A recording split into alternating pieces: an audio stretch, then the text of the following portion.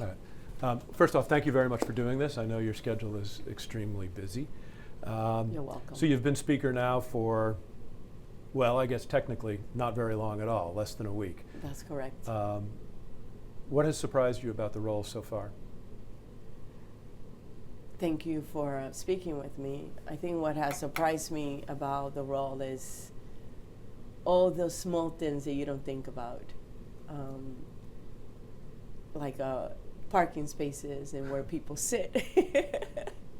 But it is really a tremendous responsibility on a serious note. It really is. And I am excited. It's a powerful position. What do you intend to do with this power now? How are you going to use it? I'm not going to abuse it. I'm going to make sure that I'm inclusive, that I am balanced, and I didn't get here by myself. So I'm not going to use it by myself. I'm going to use the body. I have 141 members that come from different areas in the state. They have different needs. And I'm going to try really hard to make the decisions being inclusive of them as well. This place is not known for bipartisanship. When you say inclusive, Well, it's going to change. How?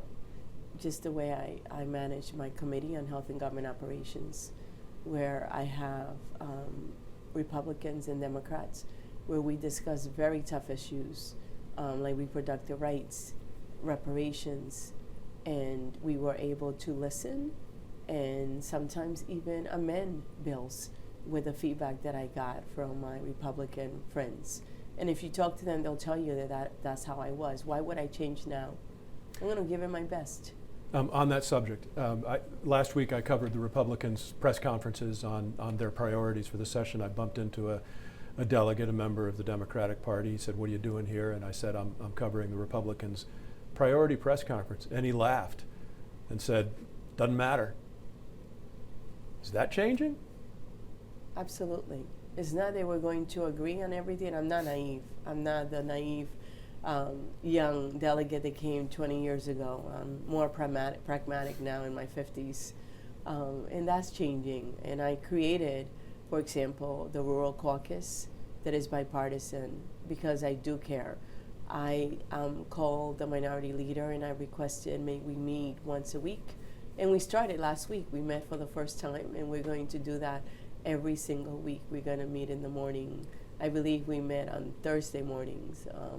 And we're going to do that. And it's not that, again, we're going to agree on everything, but at least I can listen and see where I can help and where can we perhaps have a meeting of the mind. Why shouldn't I try? This is not, we're not the federal government. You know, we're going to try to make it work here. Priorities. What's your top priority of the session? Energy, housing, health, the bread and butter issues, you know, whether people can afford it. It's an important issue for me. That is what I'm getting from my constituents when I'm door knocking. And yes, I door knock. Even after all these years, I go to every single meeting, community meeting. I know what the needs are. Healthcare is an issue, especially with everything that's happening on the federal government that people are very concerned about. And we have done a great job at covering people in Maryland and making sure that the premiums are affordable. And the federal government has threatened all of that. And that is pretty scary. So I'm going to look at things from the lens, you know, is it affordable? Accountability as well. We have all these audits that we're getting, these reports that are very concerning.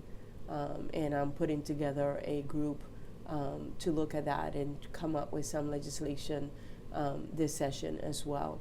And the opportunities, we need to keep investing in education, transportation, and I know it's going to be tough, especially given the budget, but we have to really be in tune with what the people in Maryland want.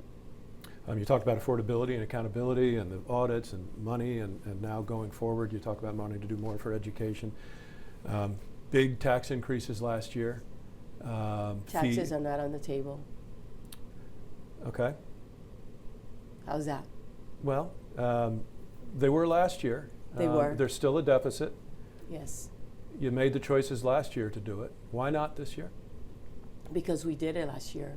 So we're not doing the taxes this year. And the fees that we did do last year, a lot of them, we have not even raised them in decades. And I think that we need to do a better job to let people know why we're doing things, when was the last time we did it, and I plan to change that. Okay. What about fees this year? Could some fees go up? We have not discussed that. And I'm waiting to see the budget from the governor, right? Everything is on the table regarding, what cuts we'll do. I do not get the budget first. The budget, the Senate has it first. We had it last year, and I'll get to see it twice. And I plan to be involved in it early on. The number one thing is I go around Prince George's County, Montgomery County, here. People are talking about this legislature and spending on the blueprint. And affordability and accountability are the two things. Are you full speed ahead on the blueprint? Are you open to any cutting, any pausing? Because these deficits are only going to grow in large part because of it. And as the Republicans point out, the student body is decreasing at the same time. Are you open to any trimming of this blueprint? So this year, as you know, we have the money for it. Next year, we're going to have to face the music and have all those discussions. So we're going to deal with that after this session. Will there be taxes next year? I cannot tell you whether there'll be taxes next year. I hope not, because we have not had those discussions, honestly. Okay. I'm very concerned about this session and getting us through it. And that is my priority. Are we going to have those discussions? Yes, we will. We'll have to sit with everyone, especially in the interim, and think about next year when the deficit is supposed to be higher. That is the truth, and we have to face it. But right now, I am busy with this session.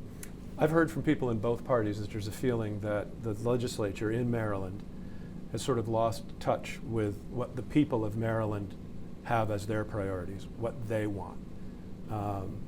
And it has to do with the taxes and fees primarily. We know the polling, it's not a mystery. People don't like tax increases. Yeah. But I've heard from a number of people that this legislature is starting to lose touch with Maryland's electorate. Do you agree with that at all? No, because I have not lost touch with my electorate. I know exactly what they need. I know when I get the phone call on a Friday afternoon that someone's electricity is going to be disconnected, and it is 5 o'clock in the afternoon. And usually those calls come at 5 o'clock on a Friday. And I have one phone, this literally happened, on one ear where I have the constituent, and then on the other ear I have the Department of Social Services, and then I borrow my daughter's phone and my husband's phone, and I have, Pepco on there. I know exactly what the issues are, and especially, for example, if someone calls and they can't pay their rent and they're being evicted and I have to help them find a lawyer. I know exactly what those issues are, and a lot of my colleagues know that as well. Okay, a couple more things, and then I know I got to wrap up. Yeah. Immigration. The priority this year is to cut back on the 287Gs, correct? Or make it not possible for a county to participate. And the 287G, of course, is an agreement to work with ICE. Is that going to happen? Yes, it's going to happen. As you know, the House passed it twice. Yeah. I understand that the Senate now has made it a priority, and I'm very grateful for that.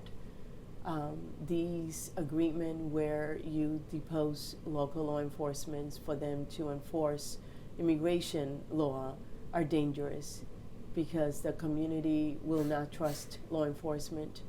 You have people their civil rights being abused, racial profiling. You look at what's happening in America right now, the abuses, people losing their lives. It's just really wrong at every level, regardless of what party you belong to. Fear any pushback from the administration, the federal administration, if move ahead with this? We're going to do what's right for the people in Maryland. Those are our values. You have to stand up for something. And standing up for people's rights is really important. We're going to go backwards. Today is Martin Luther King's day, and I feel that we're going backwards on everything that he fought for, and that's really sad. Okay. Finally, big development project potentially for Prince George's County and Maryland, the Sphere. What are your thoughts about this proposal? It's going to require some taxpayer help. So it's $1 billion investment, and it's mostly private investment. The county is going to put up some money. There's $10 million in the capital budget from the state. Is going to provide for 7,000 new people that are going to be hired, and we're going to get our money back. It sounds exciting. It's a great investment. Okay, thank you very, very much. Thank you very much for your time. I really appreciate you. Thanks.